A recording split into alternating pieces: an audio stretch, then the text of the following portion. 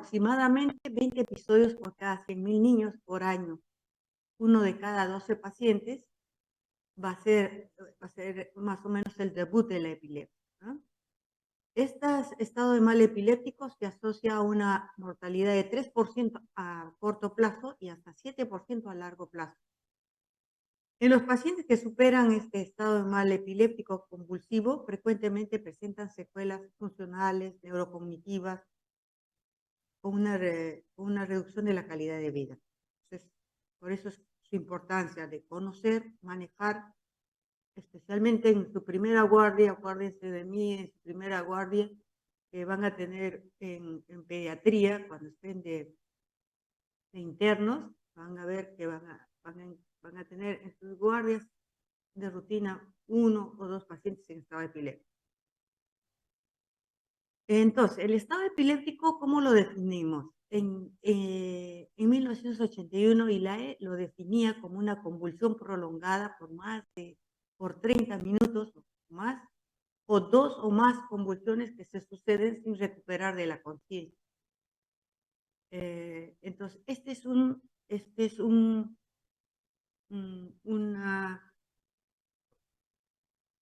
una afirmación anterior de 1981. Actualmente, desde 1999 ya estamos hablando de estado epiléptico cuando las convulsiones son continuas por más de 5 minutos. Pues el tiempo ya no es 30, no esperamos 30 para empezar a actuar, ¿no? Considerando que si persisten más de 5 minutos, es probable que continúen hasta los 30 minutos, siendo estas más difíciles de tratar, recalcando la importancia del manejo precoz con la finalidad de evitar la progresión de estados refractarios y de sus secuelas. O sea, la definición de 30 minutos es antiguo. No hay que esperar 30 minutos para empezar a tratarlo. Ya con 5 minutos hay que empezar el tratamiento. La duración de 5 minutos o más de la actividad de convulsiones clínicas y o electroencefalográficas continuas, ¿no? Este ya es en 2015. Esta actividad de convulsiones recurrentes sin recuperación de la conciencia entre ellas. También el tiempo es 5 minutos, ¿no? Se define crisis corta, menor de 5 minutos. Estas crisis no se van a... Menos de 5 minutos, generalmente es la mayoría de crisis convulsivas epilépticas, ¿no?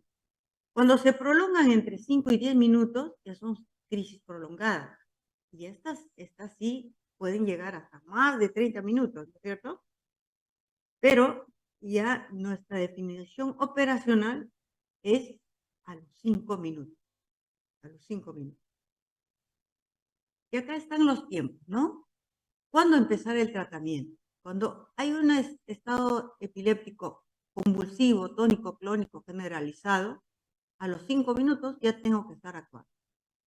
A los 30 minutos ya va a haber daño neuronal, como vamos a ver en la fisiopatología. En un estado convulsivo focal, ya tomamos no 5 minutos, sino 10 minutos, ¿no? Y en una ausencia, por ejemplo, un estado convulsivo por ausencia, y empezamos a tratar a los 10 a 15 minutos. Entonces, hay un diagnóstico, una definición operacional, ¿no? El estado epiléptico es una condición que resulta de la falla de los mecanismos responsables del término de la crisis o bien de la iniciación de los mecanismos que llevan a crisis anormalmente prolongadas. O sea, más allá del punto T1, ¿no? Cuando ya pasa el tiempo T1 es que se va a prolongar. Es una condición que puede provocar consecuencias a largo plazo después del punto T2, incluyendo, miren, a partir del T2 en la tónico-clónica, T2 en la focal, en los 60 minutos, y en las ausencias no conocemos el T2. Incluye muerte neuronal, injuria neuronal y alteraciones de las redes neuronales. Acá se los he representado con más claridad. Entonces, de 0 a 5 minutos, la posibilidad de ceder espontáneamente. Por eso es que no lo tratamos antes de los 5 minutos. Los 5 minutos, este es de convulsión tónico-clónica generalizada, ¿no es cierto? A los 5 minutos es el tiempo T1, debe iniciarse el tratamiento. Porque a partir de los 5 minutos es más, es que esta crisis se va a prolongar por más tiempo, ¿no? Entonces, y a partir de los T2 es posible que se produzca ya el daño neuronal. Entonces, sí, cuando definíamos antiguamente de 30 minutos, sí, ya comenzaba el daño neuronal. Y si yo empezaba el tratamiento a los 30 minutos, recién ya hay daño neuronal y ya es muy tarde mi tratamiento, ¿no? El estado epiléptico refractario. Son crisis epilépticas que persisten a pesar del tratamiento con 2 fármacos antiepilépticos dosificados y seleccionados adecuadamente, o crisis que duran más de 60 minutos, independiente al tratamiento recibido. Y el estado epiléptico superrefractario es el estado epiléptico que continúa o reaparece después de las 24 horas de iniciado el tratamiento con fármacos antiepilépticos. En el superrefractario ya estoy pasando las 24 horas, ¿no? En cuanto a la epidemiología, vamos a ver que tiene una incidencia, ¿no?, de 36 por 100.000 al año y una mortalidad de 8.2 a 33%. Esto es en el estado epiléptico global, ¿no? El estado epiléptico refractario, la incidencia es menor, ¿no? 7.2 a 3.4, pero la mortalidad aumenta a 22%. Y en el superrefractario tenemos, que es con menos frecuencia, ¿no? 1.2 a 0.74 por 100.000 al año y tiene una mortalidad de 36%. O sea, 36 de 100 van a fallecer, ¿no? Acá para explicar un poquito cómo son las sinapsis, ¿no? Las sinapsis eléctricas, que son muy rápidas, que usan poca energía, son en menor número, y las sinapsis químicas. Estas son sinapsis que amplifican la excitación, la inhibición, son bastante selectivas, ¿no? Entonces, acá estamos en la sinapsis química, ¿no? Acá vamos a ver los neurotransmisores GABA y el glutamato, ¿no? El glutamato que va a ser el excitatorio y el GABA que va a ser el inhibitorio. Aquí también es para explicar lo mismo, ¿no? Acá está el glutamato, el GABA, que es el inhibitorio, ¿no? Y el glutamato que va a dar un potencial excitatorio, ¿no? Este es el responsable para que un estado epiléptico permanezca, ¿no? En cuanto a la fisiopatología, va a haber una falla en los mecanismos del control de descarga eléctrica cerebral, tanto en los neurotransmisores excitatorios como los inhibitores. Va a haber aumento de la biodisponibilidad de neurotransmisor excitatorio, como el glutamato que estamos hablando, ¿no? Y va a haber una biodisponibilidad baja del GABA y un pobre bloqueo de los canales de NMDA por magnesio. Los canales de MDA son primordiales en la generación del daño neuronal mediado por calcio y la apoptosis, ¿no?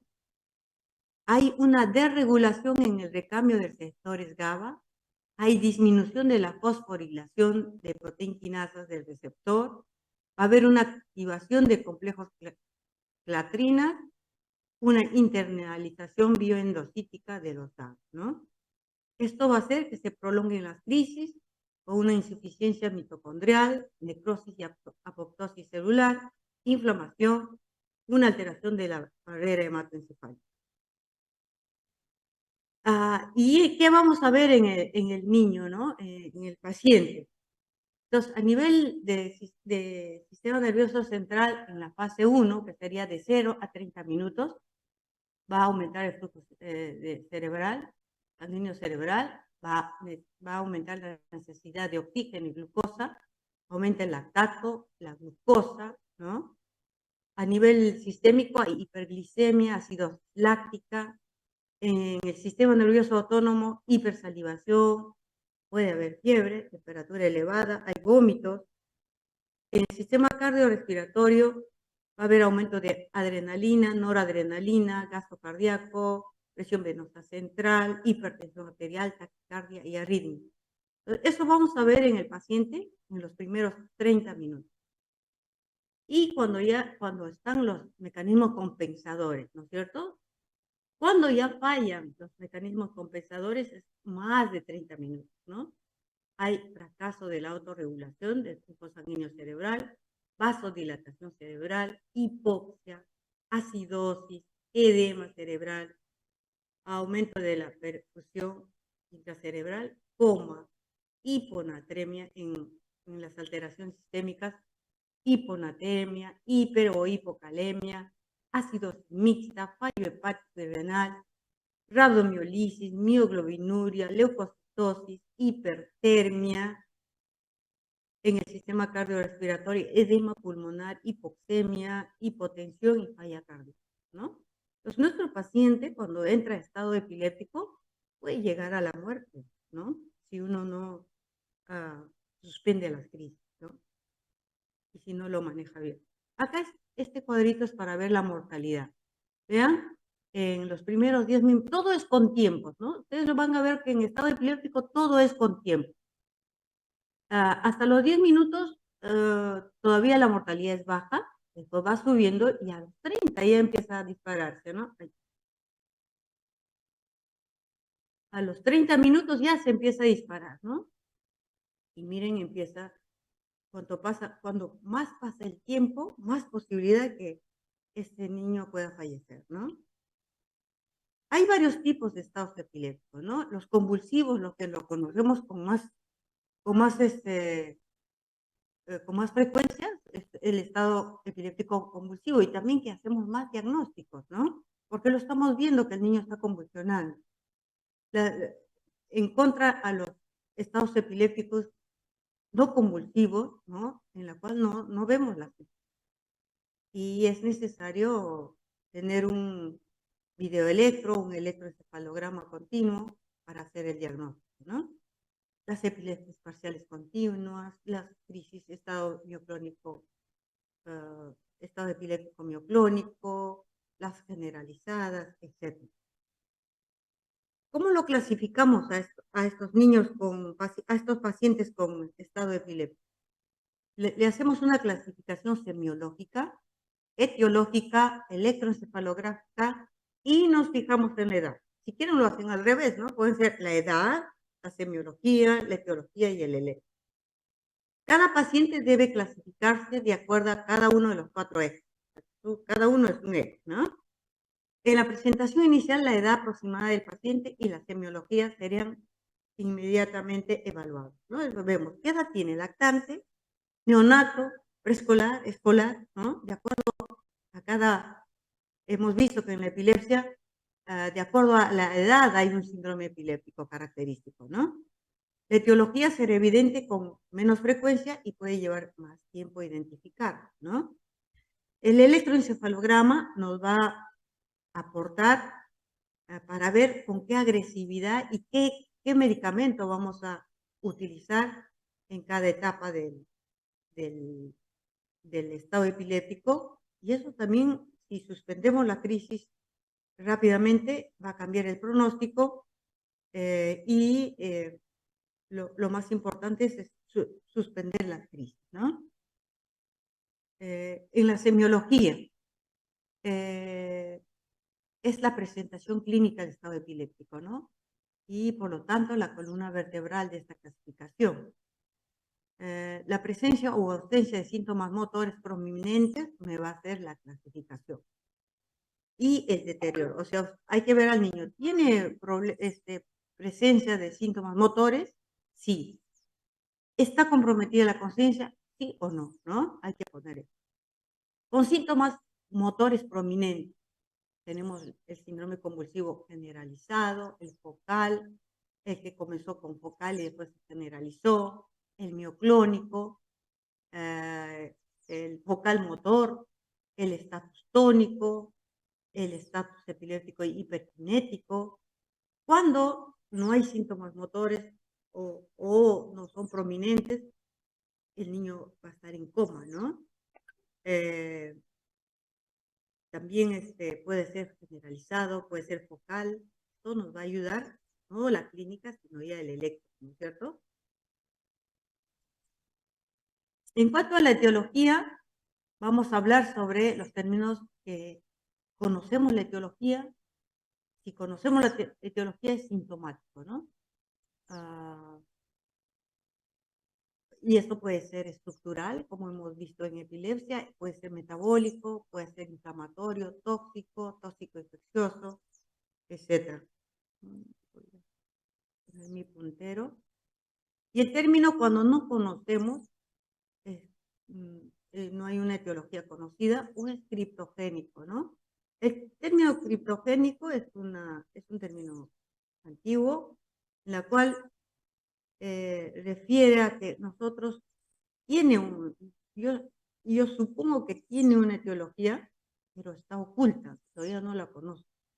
Esto puede ser en epilepsias metabólicas, por ejemplo, ¿no? Eh, y acá vamos a encontrar las más frecuentes de las causas de estado epiléptico, ¿no?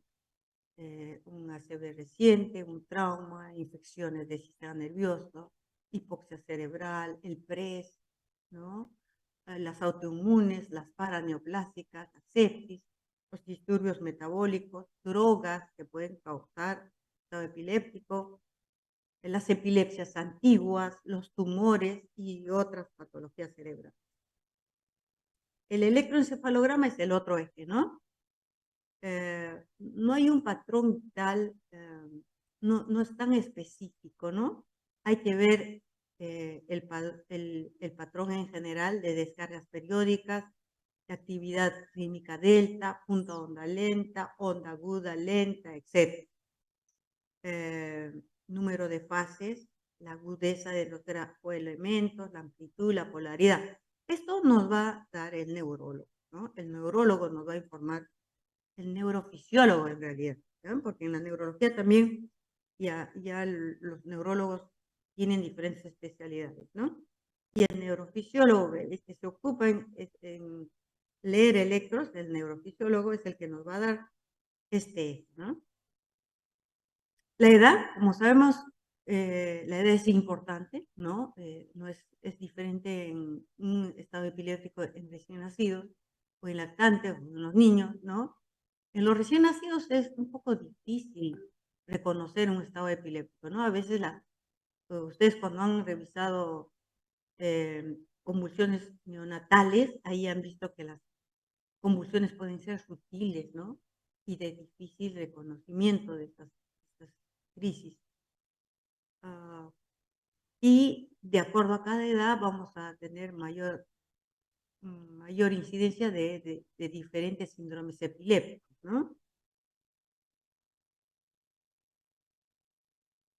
El manejo, seguimos en manejo. El manejo inicial, eh, hay que hacerle un examen neurológico rapidísimo, ¿no? Un examen general rápido. Hay un equipo que ya está haciendo la historia clínica, que ese sería el interno, que está haciendo la historia clínica, y hay otro equipo que está conversando con los padres de familia, y hay otro equipo que ya lo está atendiendo al paciente, ¿no? Ese equipo que le atiende ya al paciente es el asistente de emergencias y es el residente, ¿no? Entonces, ellos ya están examinando al niño rápidamente, viendo pupilas, la escala de Glasgow, si hay alteraciones focales, qué posturas está presentando, si hay posturas anormales, si hay signos meningios, cómo están las fontanelas, si hay exantemas, si hay hematoma, signos de sepsis o traumatismo. Es una revisión clínica rapidísima. En la historia clínica que se está haciendo paralelamente, hay que buscar antecedentes, factores precipitantes, inicio de la crisis, cuáles son sus características, la evolución, la duración, si hay la posibilidad que se intoxique el niño, ¿no? Y Y pensando, por ejemplo, si yo pienso que es una meningitis bacteriana o una encefalitis, si es algo infeccioso, le hago punción lumbar, ¿no? Previo a un escáner, ¿no? A una tomografía. Eh, que sea un problema traumático, entonces veo si tiene hematomas el niño, ¿no? Si en algún lugar tiene un hematoma, etcétera. Procesos isquémicos, ¿no? Si ha habido anoxia sistémica, si hay accidentes cerebrovasculares, si es de causa metabólica, si es hipoglicemia, si es hipocalcemia. Rápidamente, el médico que está a cargo con el residente van solicitando los exámenes rápidamente y los que se puede hacer, eh, por ejemplo, una glucosa rapidito se hace en el paciente, ¿no? Gases en sangre también es veloz. Y acá están las pruebas que debemos pedir: glucosa, hemograma, función hepática y renal, electrolitos, calcio, magnesio, gasometría, acá calcio, magnesio, y ya la glucosa está ahí, ¿no? Gasometría, gases, amonio, niveles de anticonvulsivantes. Si es un niño con epilepsia antigua y viene en estado epiléptico, hay que pedirle niveles de anticonvulsivantes y también evaluar si hay tos, ¿no? Y valorar los factores precipitantes. Cosa ha podido precipitar a que mi niño haga estado epiléptico. Los factores precipitantes, el más frecuente es la fiebre o la infección, ¿no? Los niños que tienen fiebre baja el umbral convulsivo y ahí se disparan las crisis, ¿no? Las infecciones de respiratorias altas, diarreas, etcétera, también son factores precipitantes. Cambios de medicación. A veces, o los padres entienden mal, o el neuropediatra bruscamente cambia un medicamento, ¿no? Medicamento que lo tiene años, después dice, no, voy a suspender este y pongo otro. No, en la epilepsia en niños no se puede suspender bruscamente. Se suspende gradualmente y el otro antiepiléptico que pienso usar, lo voy empezando a usar. O sea, va saliendo un medicamento y va entrando el otro medicamento. Causas metabólicas, causas congénitas, anoxia, infección, trauma, accidentes cerebrovasculares, las drogas como el alcohol. El alcohol también puede producir estado epiléptico en niños, los tumores también, con menos frecuencia, ¿no? ¿Qué pruebas complementarias hay que hacer? La punción lumbar, ¿no? El estudio del líquido cefalorraquídeo en los niños que tienen estado epiléptico y que tienen fiebre, especialmente, pensando en una infección del sistema nervioso central, ¿no? La neuroimagen, que primero será una tomografía, ¿no? La tomografía me va a ayudar rápidamente porque casi en las emergencias de los hospitales de alta complejidad, todos tienen una tomografía al costado en la emergencia, ¿no? Casi al costado de la cama, ¿no? Entonces, en 5 minutos lo puedo hacer una tomografía, ¿no? Y esto me va a servir mucho para los traumatismos, para la sospecha de infecciones, granulomas, hemorragias, ¿no? Neoplasias, etcétera, ¿no? Y posteriormente ya puedo hacer la resonancia magnética, que realmente hay pocos hospitales que cuentan dentro de su mismo hospital un resonador magnético, ¿no? En nuestro caso, en el Hospital Almenara, tenemos el resonador magnético para adultos. Lo que es para los niños que necesitan sedación, tenemos que mandarlo a una clínica. Entonces, eso nos limita mucho el uso de resonancia magnética. Eh,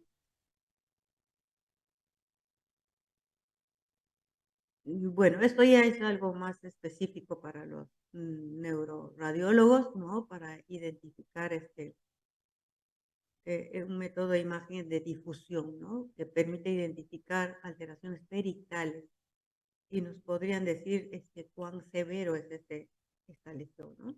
Ellos nos van a informar sobre ello. Entonces, acá tenemos el electroencefalograma. ¿Es urgente? Sí es urgente. Pero esto, si yo no tengo electro, ¿no lo voy a tratar? No, yo lo tengo que tratar si tengo o no tengo electro, yo veo que está convulsionando mi paciente y lo tengo que manejar. Ahora, sí es importante en las crisis, en los estados epilépticos no convulsivos, ¿no?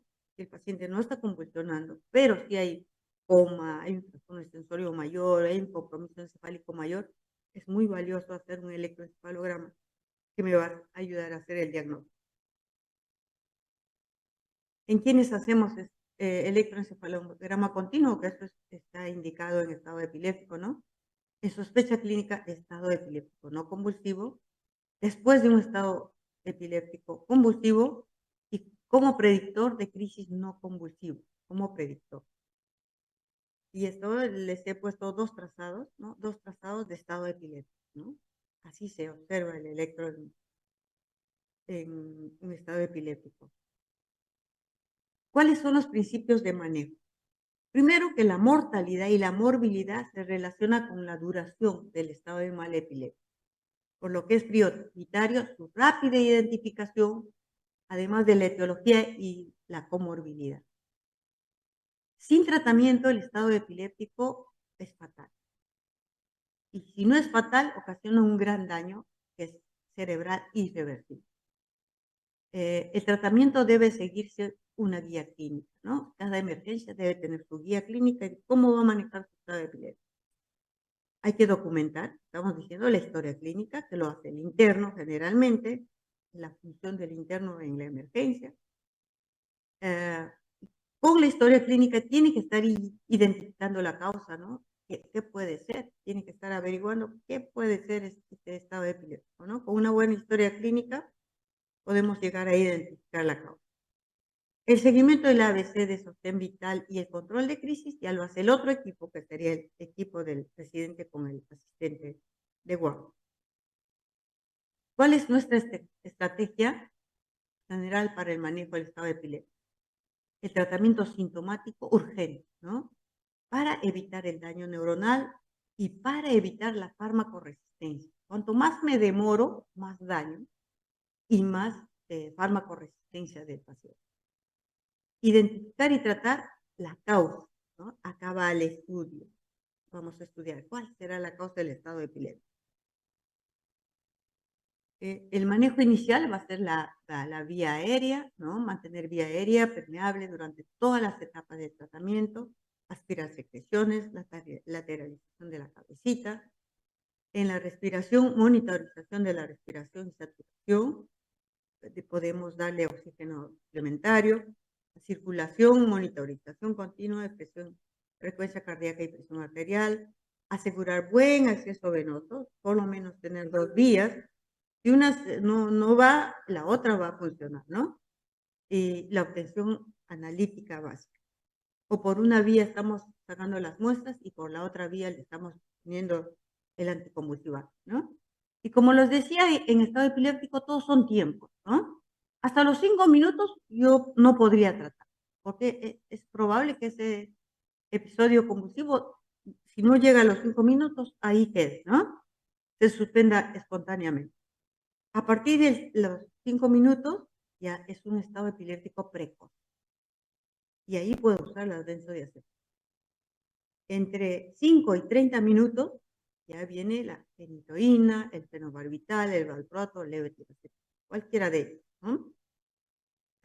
Y cuando ya tenemos los 30 minutos, tenemos el estado epiléptico establecido. De 60 a 120, estado epiléptico refractario, ¿no? Refractario.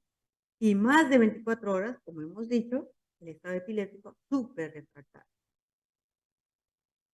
Entonces acá tenemos, esto es para que lo lean con paciencia, hasta está casi todo lo que tienen que hacer cuando tienen un niño en estado epiléptico, ¿no? La primera línea son las benzodiazepinas. Vamos a tener, o lo que cuente el centro de salud, ¿no? Hay algunos que la mayoría tiene diazepam, algunos tienen midazolam, ¿no? Están las dosis, como colocar según kilo, ¿no? Lo máximo también que hay que administrar, y se va administrando lentamente, miren, en 5 minutos, se va administrando, por ejemplo, el diazepam y mirando al paciente, ¿no? Se va administrando mirando al paciente en qué momento suspende la crisis. ¿Cuál es el problema de la desventaja del diazepam? ¿No? Que su tiempo de acción es muy, muy cortito. Entonces, cuando yo estoy pensando en que ya suspendió la crisis, de repente termina el tiempo de acción y empieza a hacer otra vez la crisis, ¿no? Otra droga es el midazolam. El midazolam, que podríamos darle intranasal, podríamos darle bucal también, cuando no tengo endovenoso, ¿no? Cuando no tengo vía. Si no, le pongo vía endovenosa, ¿no? Eh, la segunda línea ya tenemos la fenitoína, ¿no? La fenitoína es la droga que uno lo puede contar en todas las emergencias, incluso en hospitales con niveles no tan complejos, vamos a encontrar fenitoína, es fácil de encontrar. Eh, Esta fenitoína se empieza a 20 miligramos kilodosis y se le va administrando eh, en 20 minutos. Mire. O sea, yo lo voy administrando lentamente, en una infusión, ¿no? Tiene efectos adversos, ¿no? Varios. Puede producirme arritmias cardíacas, entonces por eso tengo que diluir en solución salina isotónica. En solución salina isotónica puede precipitar, entonces eh, hay que solo diluir en solución salina. ¿Ya? Ah, siempre cuando uno indica, tiene que indicar cómo lo va a disolver el volumen que tengo en un volutrol y poner en qué solución voy a poner, ¿no? Entonces, fenitoína, solución salina, no glucosa, ¿ya? Mm, Si está haciendo hipotensión, bajar la velocidad, ¿no? El ácido valproico es otro medicamento muy bueno. También puedo empezar a 20 miligramos kilodosis. Lo administro en 5 minutos. Este puede darme hepatotoxicidad en niños pequeñitos. Cuando yo estoy sospechando en enfermedad metabólica, no le doy ácido valproico. El problema del valproato es que sí existe valproato endovenoso en Perú, pero todavía en los hospitales, por ejemplo, de salud, no tiene valproato endovenoso. Entonces, esa es una limitante para su uso como segunda línea. Tenemos otros medicamentos como el levetiracetam. El levetiracetam es un buen medicamento también, de 30 a 60 miligramos kilodosis. El problema de este medicamento es que no lo contamos como endovenoso. En Perú hay muy poco que lo traen, entonces no contamos con este fármaco endovenoso. El fenobarbital sí contamos en todos nuestros hospitales y lo podemos encontrar en cualquier nivel. Entonces, se puede usar a 20 miligramos kilodosis y se le administra en 10 a 15 minutos, pero como esto da depresión respiratoria, ya tiene que estar en una unidad de UCI o por lo menos intermedios para poder administrar el fenobarbital. Y acá es un resumen de todo con los tiempos, ¿no? Cuando llega el paciente ya hay que estar preparándose, ¿no? Incluso antes de que llegue ya hay que estar listos, ¿no? Eh, Oxigenoterapia, monitorización, glucosa capilar, inyectar acceso venoso. Vean todo lo que hay que hacer, dosar glucosa, hay que ya estar pidiendo los exámenes de electrolitos, de tóxicos, etcétera, ¿no? Y hacer la historia clínica de 0 a 5 minutos. A los 5 minutos ya estamos acá, ¿no? Ya estamos con vía venosa sí, diazepam o midazolam, ¿no? Si no tengo vía venosa, midazolam es una buena, ¿no? Midazolam bucal, nasal, diazepam rectal. Cuando ya está el estado epiléptico establecido, ya tenemos los fármacos de segunda línea, ¿no? Como les decía, no tenemos levetiracetam endovenoso, no tengo valproato endovenoso, entonces acá me queda la fenitoína, ¿no? La fenitoína. Y cuando ya, incluso en esta etapa, cuando si fuera un recién nacido o un niño pequeño, un lactante menor, podría considerar la piridoxina, ¿no? La piridoxina endovenoso como prueba eh, terapéutica. Y cuando ya es refractario, ya estamos pensando en este orden, ¿ah? Primero midazolam, si no cede con el midazolam, que es en infusión, aquí ya, primero le podemos poner en bolos y después en infusión. Después ya propofol y tiopental, ¿no? Esto ya en una unidad de uso.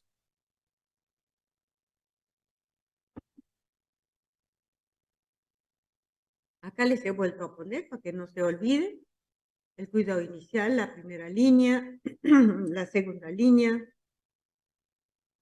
el, en el estadio 3 hay que seguir, ¿no? Y después ya estamos con midazolam, propofol, y la ketamina, ¿no? La ketamina bloquea el receptor MDA, que está muy incrementado en el estado epiléptico refractario. El 4 ya estamos con otras drogas, ¿no? En realidad, cuando llegamos al estadio 4, hay que conversar con los padres, ¿no? Hay que conversar con los padres. Bueno, siempre uno está conversando en cada fase, ¿no? Pero ya en este estadio 4, ya quizás ya hay que usar la ética profesional para seguir. Hay que pensar en los cuidados paliativos, hay que discutir con la familia, ¿no? ¿Qué hacer con el niño en esta etapa? Acá están las manifestaciones cerebrales a corto plazo y a largo plazo. Entonces, habíamos dicho que aumentar el flujo cerebral, sanguíneo cerebral, un consumo de glucosa y oxígeno, hay una falla de la autorregulación cerebral, hay una ruptura de la barrera hematoencefálica, sufrimiento cerebral y edema regional y muerte neuronal por necrosis citotóxica y apoptosis. A largo plazo, hay pérdida de neuronas, alteración de los circuitos celulares, daño cortical difuso, lesiones hipocampales también, ¿no? Entonces acá les ponía un ejemplo de un niño con estado epiléptico en la cual hay cambios ¿no? Hay cambios, miren, acá vemos una hiperintensidad en temporales, ¿no? En todo el lóbulo temporal, también en núcleos de base, ¿no? En la parte occipital, son cambios difusos, ¿no? Que van desarrollándose cuando está haciendo el estado epiléptico. Si yo suspendo la crisis, esos cambios van a ser reversibles. Si yo suspendo la crisis en las primeras horas, ¿no? Y acá les traigo un estado epiléptico en la cual estos son los cambios en las primeras 24 horas y le hacemos otra resonancia a los 3 meses y miren las lesiones que deja, ¿no? Lesiones difusas, eh, infartos varios en el temporal, ¿no? Este temporal se ha lesionado, ha habido una necrosis y cuando hay lesiones temporales, lo que queda es una epilepsia refractaria, ¿no? De difícil manejo, de difícil manejo. Entonces, es por eso que cuando tenemos un estado epiléptico, hay que, hay que, hay que tratarlo lo inmediatamente posible, ¿no? Por eso ya no son 30 minutos, 5 minutos. A partir de los 5 minutos yo empiezo el tratamiento y voy tomando tiempo, porque los tiempos son importantes, ¿no? Para ir aumentando drogas y manejando al paciente en una unidad de cuidados intensivos, ¿no? Y esto es lo mismo, ¿ya? Para que también se les quede grabado de una u otra manera, este, los estadios 1, 2, 3 y 4 y qué hacer en cada estadio. El estado epiléptico en pacientes epilépticos conocidos, los factores que le favorecen son la fiebre, la suspensión brusca del tratamiento, olvido, a veces los pacientes me olvidé, doctor, me olvidé una vez, 2 veces, 3 veces y se paran olvidando y pueden llegar a estado epiléptico, ¿no? por mala absorción, si le da diarrea, por ejemplo, ¿no? Entonces, por vómitos, no tolera la vía oral, por interferencia medicamentosa también. Entonces hay que conocer, ¿no? El manejo es conocer el tratamiento del cual es sensible. Hay que preguntar al paciente, a la mamá, ¿no? ¿Qué medicación tomaba antes? Y eso no hay que interrumpir, hay que continuar con esa medicación. Hay que agregarle, le agrego fenitoína, le agrego diazepam, le agrego midazolam, le agrego. No le suspendo su medicamento habitual y después solo manejo el estado epiléptico, ¿no? Hay que hacer el dosaje de medicamentos antiepilépticos y caracterizar el estado de malepilepsia. Bueno, este es un niño que llora, ¿por qué? Porque he cometido varios errores, ¿no? Me retraso en el manejo del estado epiléptico, retraso el tiempo, ¿no? Hay veces uno dice, bueno, le voy a poner el diazepam, y no cede, y me demoro en usar otra dosis de diazepam o ya empezar con la de segunda línea, ¿no? Otros errores es no le doy la dosis adecuada, ¿no? Entonces, por ejemplo, si le doy si tengo que darle 20 miligramos por kilo de fenitoína, digo, no, no voy a pasar algo, mejor le pongo 10 nomás, ¿no? Tampoco, la dosis hay que ponerle la dosis plena. Y las benzodiazepinas también, dosis plena. Interrumpir el tratamiento habitual de fármacos antiepilépticos, lo que estábamos hablando, ¿no? Llega el niño epiléptico con 4 fármacos, 3 fármacos que está usando, y cuando llega a estado epiléptico, lo manejo mi estado epiléptico y me olvido todos los fármacos que usaba, ¿no? Entonces, no hay que olvidarse de estos fármacos, hay que continuar usando incluso con sonda nasogástrica. Si no hay estos fármacos por vía endovenosa, son por zona nasográfica, y cuando ya pueda ingerir, ya pueda digerir el niño, ya empiezo los medicamentos, ¿no? Tratar con más de 2 dosis de benzodiazepinas con demora de dosis de segunda línea, ¿no? A veces le pongo diazepam, después le pongo otro diazepam y después le pongo un midazolam y después todo en bolitos, y esos bolitos no me van a ayudar, ¿no? Y estoy demorando la dosis de segunda línea. Este es el anticonvulsivante ideal para un estado epiléptico, debería ser por vía endovenosa, debería ser efectivo en todas las convulsiones, debería penetrar rápidamente al sistema nervioso central, debe penetrar y quedarse, su efecto debe ser duradero, debe tener buena tolerancia, no de tener efectos adversos mayores, tener una potencia suficiente que permita la utilización de volúmenes pequeños que se administren en corto tiempo, ¿no? Han visto que hay que poner en infusión, que hay que ponerlo lento, porque tiene efectos adversos, ¿no? En realidad no tenemos ya la droga ideal para el estado convulsivo, porque algunos cumplen algunos de los ítems de acá, ¿no?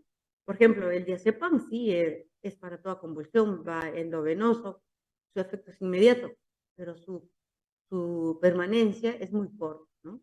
Y así, entonces, y vemos en cada medicamento, vamos a encontrarle una dificultad. Y esto es para que ustedes más o menos solamente le den una revisada así, de que cada medicamento actúa en un determinado nivel, ¿no? Cada medicamento. Entonces, miren, la fenitoína, la motriptina, carba, oxcarba, ácido valproico, etcétera, actúan a nivel de canales de sodio mediado por voltaje, ¿no? Y así, vigabatrina, por ejemplo, en GABA, ¿no? Eh, eh, y ustedes van a ver que a todo nivel, por eso que hay que ver qué medicamento le puedo asociar a otro medicamento, ¿no? ¿Cómo ustedes asocian los medicamentos? Veo el mecanismo de acción y si los dos hacen lo mismo, por ejemplo, la motricina y fenitoína tienen el mismo mecanismo de acción, entonces no uso el mismo mecanismo de acción, ¿no? Tiene que ser uno mecanismo de acción y el otro con otro mecanismo de acción, ¿no? Esto es lo mismo para elegir, ¿no?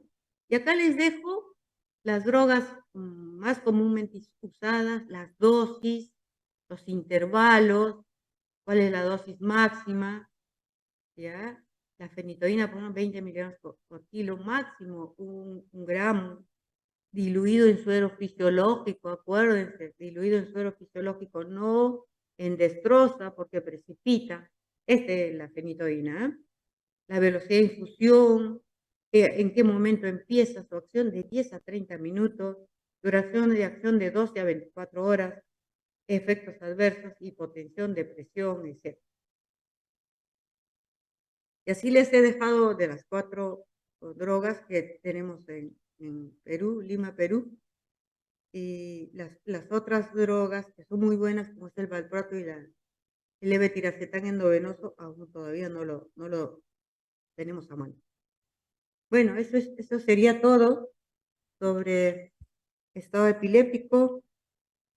No sé si te quedan unos minutitos para las preguntas, si hay alguna pregunta. Doctora, buenas tardes. Una pregunta Sí. sobre la definición de estado epiléptico o epilepsia, no recuerdo bien, pero el término de superrefractario se refería básicamente a que era más de 24 horas o también tenía relación con cuántos fármacos se le indicaba o el número de fármacos o solo era más que nada Más por relacionado el al tiempo. tiempo. Es más Ah, por el tiempo. Es más por el tiempo. Si tú ves en todas las tablas, es por el tiempo. Más de 24 horas. Es súper refractario, ¿no? Y está bien, se doctora, supone, gracias. y se supone que hemos hecho hemos pasado por todos los tiempos, pues, ¿no? Todas las drogas se han dado en el momento adecuado, indicado para ese estado epiléptico que tiene el paciente, ¿no? Gracias, doctora. Listo. ¿Hay alguna otra pregunta? Parece bastante engorroso esto. Bueno, en la práctica, este, en la práctica no es tanto, ¿ya? En la práctica no es tanto cuando uno ya sabe en qué momentos se encuentra el paciente y qué drogas hay que usar, ¿no? No tenemos muchas. Hemos hablado de varias, pero no tenemos muchas. Tenemos diazepam, tenemos midazolam intranasal, puede ser, o intramuscular incluso, o vía oral también al inicio. Después, ¿qué nos queda? Fenitoína y fenobarbital, porque no tenemos ni valproato ni tenemos levetiracetam endovenoso. Y pues seguimos pasando a midazolam, ¿no? Midazolam tenemos, propofol tenemos, pentobarbital tenemos, eso sí tenemos. Pero ya ahí ya estamos en el nivel 4, ¿no? Muy bien, entonces nos vemos en el examen. Ojalá que repasen bien. Yo les hago cosas que ustedes deben saber. Les pregunto cosas que ustedes deben saber, que les va a ser útiles para su internado. Doctora, disculpe, no Sí. se olvide por favor de las Ah, diapositivas sí, y la... sí. Yo estoy mandando a todo, ¿ah? Les estoy mandando las clases, todo completo. Y yo le mando ahora. Muchas Listo, gracias. listo. Entonces, hasta el examen. Hasta luego. Gracias, doctora. Gracias, doctora. Gracias, doctora. Hasta luego.